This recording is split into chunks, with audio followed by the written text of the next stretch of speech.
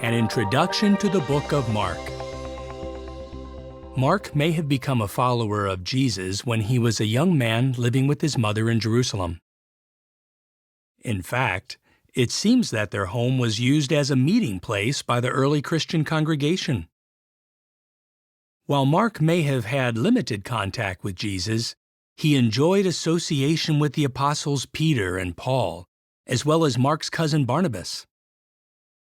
He had the privilege to assist Paul and Barnabas in the missionary work. His ministry also took him to such distant places as Babylon and Rome. Perhaps between the years 60 and 65 CE, while in Rome, Mark wrote an account of Jesus' life. This became the third gospel to be circulated among the early Christian congregations.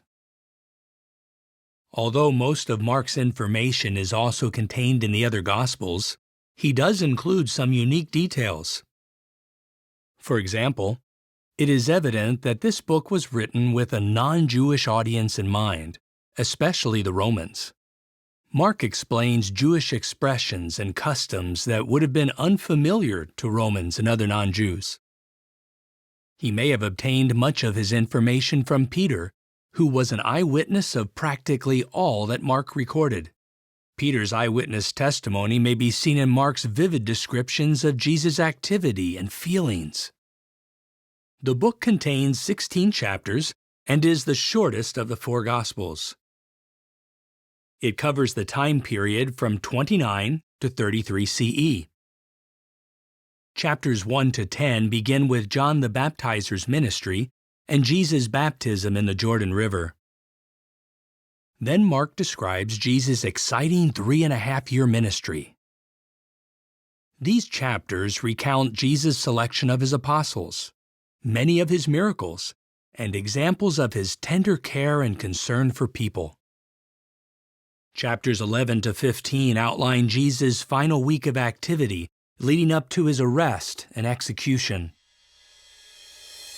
Did you know? Mark was likely the young man who ran away, leaving his garment behind on the night Jesus was arrested. Finally, chapter 16 shows that 3 faithful women are the first to discover that Jesus has been resurrected. As you read this gospel, note how Jesus demonstrated his power over sickness, death, and the forces of nature, how he showed his tender care and concern for people, and how he zealously carried out his Father's will, providing a glimpse of his future rulership as King of God's kingdom.